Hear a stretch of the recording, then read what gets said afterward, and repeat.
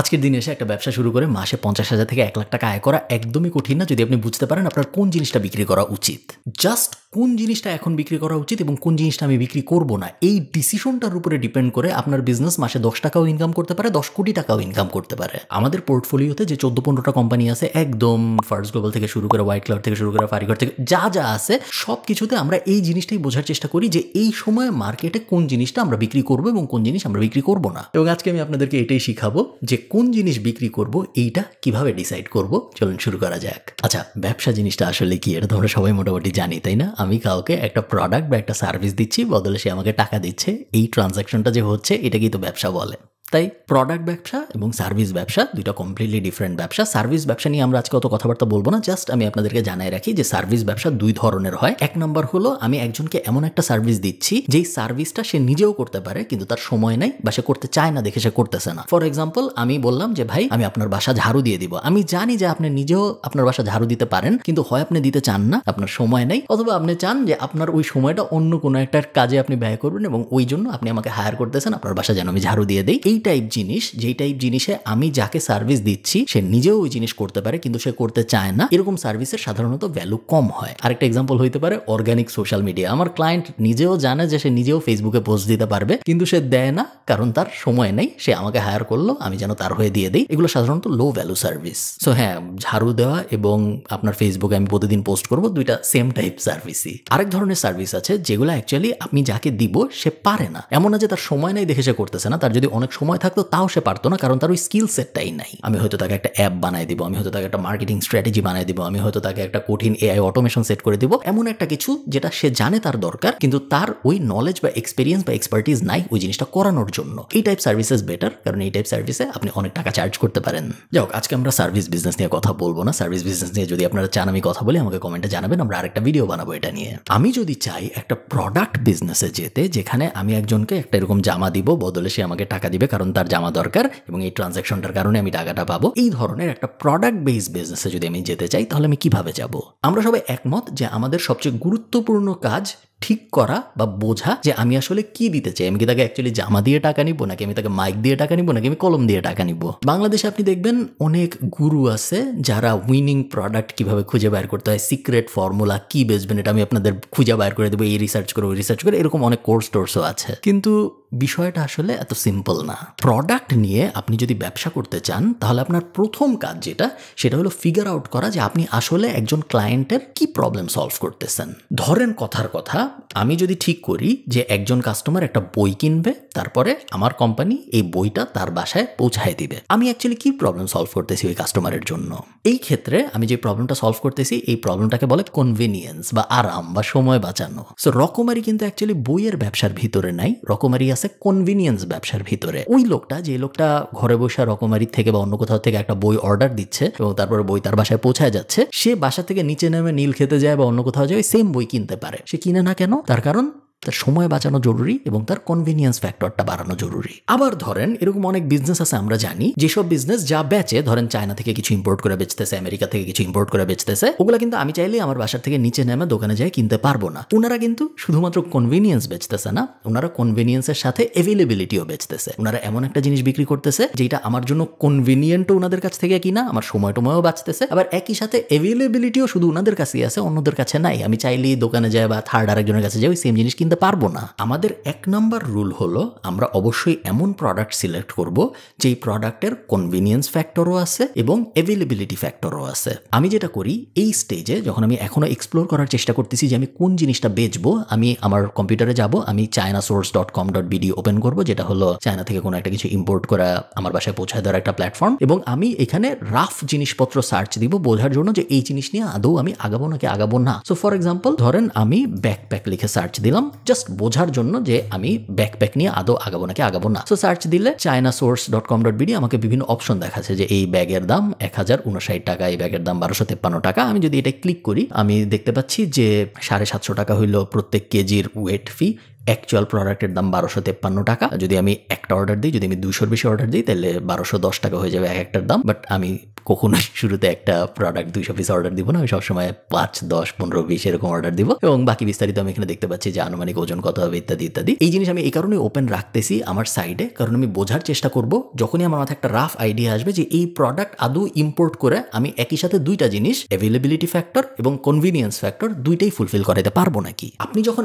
এমন একটা প্রোডাক্ট পাবেন যেটার অ্যাভেলেবিলিটি ফ্যাক্টরও আছে, মানে সব জায়গায় অ্যাভেলেবল এরকম না, এবং একই সাথে কনভিনিয়েন্স ফ্যাক্টরও আছে, মানুষ চায় আমার সময় বাঁচায় ওই জিনিস আমার ঘরে ডেলিভারি হয়ে যায়। নেক্সট আপনার যে জিনিসটার দিকে নজর দিতে হবে সেটা হলো এই ক্যাটাগরিটা কতটুকু এক্সপ্যান্ডেবল। ক্যাটাগরি এক্সপ্যান্ডেবল বলতে মেইনলি আমরা যেটা বোঝাই সেটা হলো যদি একজন মানুষ আমার এই ব্যাগটা কিনে, তাইলে এই সেম মানুষটাকে আমি আর কি কি জিনিসপত্র বিক্রি করতে পারবো আমার ওই সেম বিজনেসের ভিতরের থেকেই। এখন যিনি ব্যাগ কিনতেছেন সে তো চালও কিনে, সে তো মোবাইলও কিনে, সে তো ঘুরতেও যায় থাইল্যান্ডে।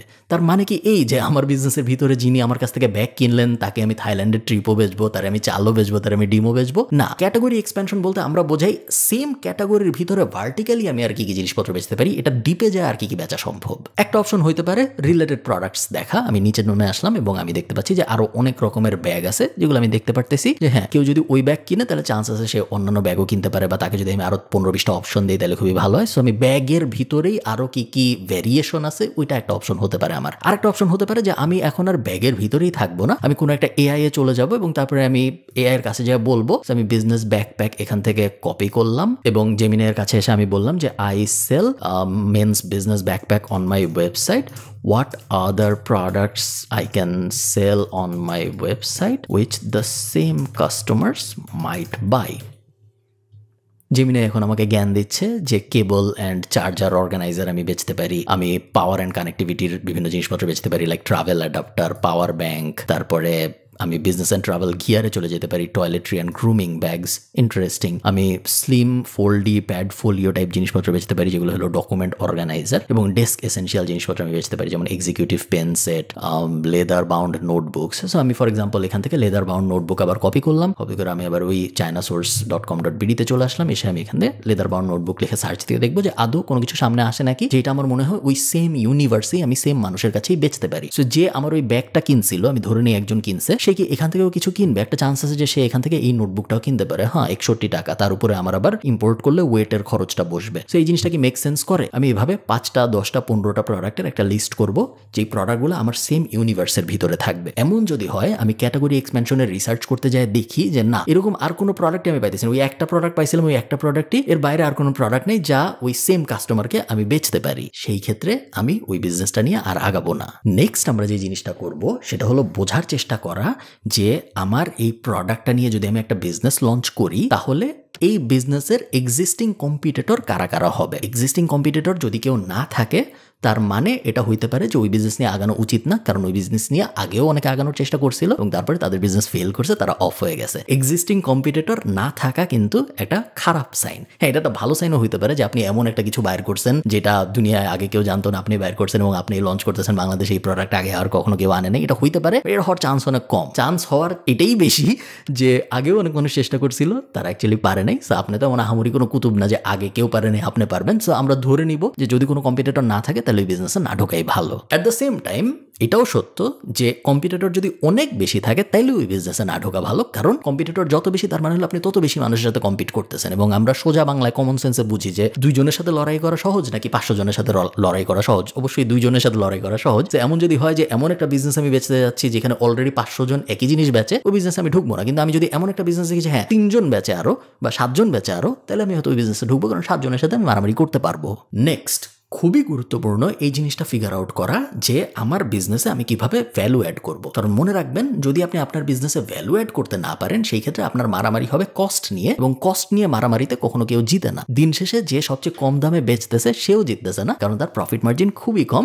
সে মার্কেটে জিতার জন্য তার প্রফিট মার্জিন অনেক কমাই নিয়ে আসছে। এবং এরকম কোনো মার্কেটে আপনি ঢুকতে চান না যেখানে আপনার একমাত্র ফাইটিং ব্যারিয়ার হইল যে কে কত কম দামে কোনো একটা প্রোডাক্ট দিতে পারে। সো আমরা চিন্তা করবো যে হ্যাঁ ঠিক আছে আমি ওই ব্যাকপ্যাকটা ইম্পোর্ট করবো। ব্যাকপ্যাকটা যদি আমি ইম্পোর্ট করি কি কি ভ্যালু আমি অ্যাড করতে পারি ওই সেম কাস্টমারের জন্য, যাতে সে আমার কাছ থেকে ওই জিনিসটা কিনে এবং অন্য কোথাও থেকে না কিনে। সবাই তো যায় chinasource.com.bd থেকে অর্ডার দিতে পারে এবং অর্ডার দিয়ে সবাই বেচতে পারে। তো সবাই যখন একই জিনিস বেচবে আপনি ধরে নেবেন হয় অনেকে বেচতেছে বা সামনে অনেকে বেচবে, কারণ এই জিনিস তো আমরা ইম্পোর্ট করে বেচতেছি, এমন তো আমরি মোটামুটি কোনো জিনিস না যেটা অন্য কেউ করবে না। সো আমি আর কি কি ভ্যালু অ্যাড করতে পারি ওই এক্সিস্টিং প্রোডাক্টের উপরে, যাতে করে সবাই আমার কাছ থেকেই কিনে এবং অন্যান্য কারো কাছ থেকে না কিনে। সো একটা জিনিস ফর এক্সাম্পল হইতে পারে যে আমি ওই ব্যাগটা ইম্পোর্ট করলাম, ইম্পোর্ট করার পরে কাস্টমার যখন অর্ডার দিবে আমি একটা সার্ভিস দিব যে আমি ওনার নাম লেজার দিয়ে এনগ্রেভ করে দেবো ব্যাগের উপরে। এমন একটা জিনিস আমি করতে পারি যে না আমি লেজার দিয়ে না, আমি সেলাই করে এনগ্রেভ করে দেবো, না লেজার আমার ভালো লাগে না। এমন একটা জিনিস করতে পারি আমি ওই ব্যাগের সাথে একটা এক্সটেনশন দিব যেটা আমি নিজেই সেলাই মেশিন দিয়ে বানাবো, আমার লোকাল সেট আপ থাকবে যে আমি চায়নার থেকে ওই জিনিস ইম্পোর্ট করবো, এরপর এক্সটেনশনটা নিচে যুক্ত হয়ে যাবে, যখন বৃষ্টি হবে তখন এক্সটেনশনটা উপরে দিয়ে দিলে ব্যাগের ভিতরে কোনো কিছু আর ভিজবে না, কিন্তু যখন বৃষ্টি হবে না তখন আবার ওই জিনিস সরাই ফেলবো যেন আমার ব্যাগের অ্যাস্থেটিক বা আমার ব্যাগের লুকের যেন কোনো ক্ষতি না হয়।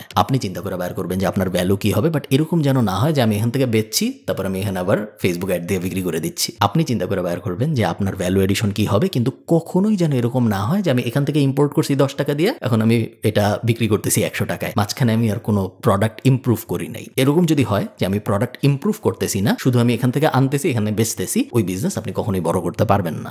নেক্সট পয়েন্ট, সবসময় মনে রাখবেন এইরকম যদি আপনার মাথায় আসে যে হ্যাঁ এই জিনিসটা আমি খুব সহজেই ফেসবুক অ্যাড দিয়ে বিক্রি করতে পারবো, এই কারণে আমি এই জিনিস ইম্পোর্ট করে বেচি, ওই বিজনেস কখনো লং টার্মে ভালো করবে না। কারণ অ্যাড প্ল্যাটফর্ম শুধু ফেসবুক না, বাট ফেসবুকে আমি উদাহরণ হিসেবে বলতেছি কারণ বাংলাদেশে বেশিরভাগ মানুষ ফেসবুকে অ্যাড চালায়, অ্যাড প্ল্যাটফর্ম প্রতিনিয়তই আরো এক্সপেন্সিভ হয়। সো আজকে আপনার জন্য যেটা মেক সেন্স করতেছে যে 20 টাকায় ইম্পোর্ট করছি এই ব্লেন্ডার, তারপরে 100 টাকার ফেসবুক অ্যাড দিছি, সো 400 টাকায় যদি আমি বেচি তাহলে ইকুয়েশন মেক সেন্স করে। আজকের দিনে যে ইকুয়েশন মেক সেন্স করতেছে 1 বছর পরে যায় ওই ইকুয়েশন আর মেক সেন্স করবে না, কারণ ইম্পোর্টের কস্টও বাড়বে, ফেসবুক অ্যাডের কস্টও বাড়বে। সো ইম্পোর্টের কষ্ট যদি বাড়ে, ফেসবুক অ্যাডের কষ্ট যদি বাড়ে, তার মানে কি? তার মানে হলো সেম প্রোডাক্টই আপনি কম প্রফিট মার্জিনে বেচতেছেন, তারপর আরো কম প্রফিট মার্জিনে বেচতেছেন, এবং তারপরে আস্তে করে আপনার কোনো প্রফিট থাকবে না ওই বিজনেসে, ওই বিজনেস শেষ হয়ে যাবে। এবং এই কারণেই হাজার হাজার ই কমার্স বিজনেস শুরু হয় প্রত্যেক বছর, এবং 99% পরের বছর নাই হয়ে যায় বা তারা অন্য কিছু শুরু করে। আরেকটা ব্যাপার, এটা একটা প্রো টিপ আমি আপনাদের দিচ্ছি, যেটা আপনারা ফিল ফ্রি, এটা আমি আপনাদেরকে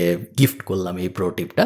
সেটা হলো বাংলাদেশের মার্কেটে, স্পেসিফিক্যালি বাংলাদেশের মার্কেটে এটা হয়, অন্য বেশি মার্কেটে এই জিনিসটা হয় না। একটা দামি জিনিসের কস্ট অফ কাস্টমার অ্যাকুইজিশন এবং একটা সস্তা জিনিসের কস্ট অফ কাস্টমার অ্যাকুইজিশন মোটামুটি ভাবে সেম বল পার্কেই থাকে। আপনি যদি মধু বেচেন, সেই মধু বেচার জন্য আপনার একটা কাস্টমার অ্যাকোয়ার করতে ফেসবুক অ্যাড দিয়ে খরচ হবে হয়তো 50 টাকা, 100 টাকা, 200 টাকা। আপনি যদি একটা গাড়িও বেচেন ফেসবুক অ্যাড দিয়ে বাংলাদেশের মার্কেটে, আপনার কাস্টমার অ্যাকুইজিশন কস্ট হবে 50 টাকা, 100 টাকা, 200 টাকা, 300 টাকা। সেম নিউজ ফিডেই আপনি যাচ্ছেন, সেম মানুষই মধুও কিনতেছে, গাড়িও কিনতেছে। সো আপনি যদি শিওর না থাকেন যে না আমি মধুর ব্যাপারে প্যাশনেট বা আমি গাড়ির ব্যাপারে প্যাশনেট, বা ওই অ্যাঙ্গেল যদি আপনার না থাকে, সেই ক্ষেত্রে সবসময় চেষ্টা করেন দামি জিনিস বেচতে, কম দামি জিনিস না বেচতে। কারণ মার্কেটিং কস্ট আপনার মোর অর লেস ঘুরাই ফিরে লিড অ্যাকুইজিশন কস্ট সিমিলার বল পার্কেই থাকবে, কিন্তু আপনি যদি দামি জিনিস বেচেন তাহলে আপনার প্রফিট অনেক বেশি, চাওয়ার পোটেনশিয়াল বাড়বে। আমি আপনাদের একটা উদাহরণ দিই। সো আমি যদি আবারও ওই ব্যাকপ্যাকের উদাহরণটায় যাই, সো আমি ব্যাকপ্যাক লিখে সার্চ দিলাম চায়না সোর্সে, এবং আপনারা দেখতে পাচ্ছেন যে ধরেন কথার কথা হাইপোথেটিক্যালি আমি ঠিক করছি যে আমি এই ব্যাগ আনবো। সো 1253 টাকায় আমি আনতে চাচ্ছি এই ব্যাগ, আমি 10টাই অর্ডার দিব, বেশি অর্ডার দিব না। 10টা যদি অর্ডার দিই তাহলে আমার এখানে কত টাকা লাগতেছে? 1253 ইন্টু 10, 12,000 সামথিং। এর উপরে আমার এখানে 750 টাকা প্রত্যেক কেজিতে শিপিং যুক্ত হবে। সো এগুলার এক একটার ওজন কত? এগুলার এক একটার ওজন, আনুমানিক ওজন 0.71 কেজি। সো আপনি হিসাব করে দেখেন যে 1 কেজিতে যদি আমার 750 টাকা যুক্ত হয়, এক একটার আনুমানিক ওজন যদি 0.71 কেজি হয়, তাহলে আমি যদি 10টা আনি তাহলে আমার ওই 12,000-এর সাথে আরো 7-8 হাজার টাকা যুক্ত হবে। সো টোটাল 20,000 টাকার মতো খরচ হচ্ছে আমার 10 পিস আনার জন্য। 20,000 টাকা যদি আমার খরচ হয় 10 পিস আনার জন্য, তাহলে এক একটার জন্য আমার ইম্পোর্ট কস্ট 2,000 টাকা। এখন এই 2,000 টাকার একটা জিনিস আমি ফেসবুক অ্যাড দিব, ফেসবুক অ্যাড দেওয়ার পরে আরো 300 টাকা খরচ হবে আমার এক একটা বেচতে, 2300 টাকার মতো খরচ হয়ে যাবে আমার এক একটা বেচতে। হয়তো 3,000 টাকা আমি চার্জ করলে আমার 700 টাকা প্রফিট থাকবে। রাফ অঙ্ক, বাট আমি জাস্ট আপনাদেরকে বলতেছি বোঝার সুবিধার জন্য। সো 700 টাকা প্রফিট হচ্ছে এক একটা বেচতে পারলে। এখন ধরেন আমি ঠিক করলাম যে আমি দামি কিছু বেচবো, সোফা। এখন আমি সোফা লিখে সার্চ দিলাম। সোফা লিখে সার্চ দেওয়ার পরে এই যে প্রথম যেটা আসলো, Italian light luxury minimalist sofa, এই জিনিস মনে করেন আমি বেচতে চাই। সো এটার ভিতরে আমি যাই, এটার এক একটা ইম্পোর্ট করতেই আমার খরচ হচ্ছে 10,146 টাকা, এবং পেডাল ছাড়া আর পেডাল সহ 12, আমরা ইমাজিনই যেহেতু করতেছি, পেডাল ছাড়া আমরা ইমাজিন করবো কেন, পেডাল সহ ইমাজিন করি। সো 12,227 টাকারটাই আমি ইম্পোর্ট করতেছি। ধরেন এটা আমি এখন 10টা ইম্পোর্ট করবো। এটা যদি আমি 10টা ইম্পোর্ট করতে চাই, একটা 12,000 টাকা, সো 10টা 1,20,000 টাকা, এরকম বল পার্ক। এবং ক্যাটাগরি এর এক একটার 750 টাকা হলো প্রত্যেক কেজি। এই যে আনুমানিক ওজন ইত্যাদি ইত্যাদি, ওটা আনুমানিক, আমি বুঝতেই পারতেছি এটার ওজন এত কম হবে না। আমি ধরে নেই এক একটার রাফ এগেইন, এক একটার আমার ইম্পোর্ট করতে খরচ 12,000 প্লাস শিপিং টিপিং মিলায় এক একটার দাম আমার ধারণা হয়ে যাবে 17-18 হাজার টাকা। 17-18 হাজার টাকার জিনিসও আমার বেচতে ওই 500-1,000 টাকাই খরচ হবে ফেসবুক অ্যাডে। বাট সুবিধা যেটা, সেটা হলো আমি এখন এইটাকে 25,000 বা 30,000 টাকায় বেচতে পারবো। সেই সেম জিনিস যদি আমি 25,000 টাকায় বেচি ভার্সেস ওই ওই ব্যাকপ্যাক যেটা আমি 700 টাকার মার্জিনে বেচতেছিলাম, আমার মার্জিন কত থাকে? এই ক্ষেত্রে আমার মার্জিন হয়ে যাবে 4000 টাকা, 5000 টাকা। সবসময় এই অঙ্ক সত্য না, বাট বেশিরভাগ সময় এই অঙ্ক সত্য বাংলাদেশের মার্কেটের জন্য। সো বাংলাদেশের মার্কেটে যদি আপনি নিশ্চিত না থাকেন যে আমি কোন জিনিস বেচতে চাই, সেই ক্ষেত্রে চেষ্টা করবেন একটু দামি জিনিস বেচতে, কারণ দামি জিনিস বেচলে আপনার বিজনেস বেশি প্রফিটেবল হবে। এই তো। এবং লাস্ট আমি যেগুলো বলবো সেগুলো মোটামুটি বেসিক, সেগুলো আমরা সবাই জানি যে খুব বেশি ইম্পোর্ট করবো না আমরা শুরুতে। আমরা চাইলে ইম্পোর্ট না করেই ছবিগুলো দিয়ে ফেসবুকে অ্যাড চালায় দেখতে পারি যে মানুষ আদৌ মেসেজ দেয় নাকি। সেক্ষেত্রে আমাদের $5-10 প্রোডাক্ট টেস্টিং হয়ে যাবে, এবং যারা মেসেজ দিবে তাদেরকে আমরা বলতে পারি যে এই মুহূর্তে আমাদের পরবর্তী শিপমেন্ট আসে নাই, আপনারা ওয়েট করেন, শিপমেন্ট আসলেই আমরা আপনাকে মেসেজ দিয়ে জানাবো আসছে, তখন আপনি টাকা দিন এবং তারপরে যাই আমরা অর্ডার দিতে পারি, আগে অর্ডার না দিয়ে। এরকম বিভিন্ন হ্যাক আছে যেগুলো মানুষজন ইউজ করতে পারেন, ওগুলো আমরা সবাই জানি, ওগুলো নিয়ে আমরা কথা বলবো না। সবসময় মনে রাখবেন যে আপনি কি বেচতেছেন এটা সবচেয়ে বড় ডিটারমিনিং ফ্যাক্টর আপনার ওই বিজনেস কত টাকা ইনকাম করবে সেটার। সো আপনি যদি ভুল জিনিস বেচেন, হয় আপনার বিজনেস টিকবে না, যদি আপনার বিজনেস টিকেও আপনি ওই বিজনেস থেকে অনেক বেশি আয় করতে পারবেন না। সো ওই জিনিস করা যাবে না। এরকম বিজনেস ভিডিও ভালো লাগলে আমাকে জানাবেন, তাহলে আমি সার্ভিস বিজনেস নিয়ে এই একই রকম আরেকটা ভিডিও করার চেষ্টা করব। ভালো থাকেন সবাই, টাটা।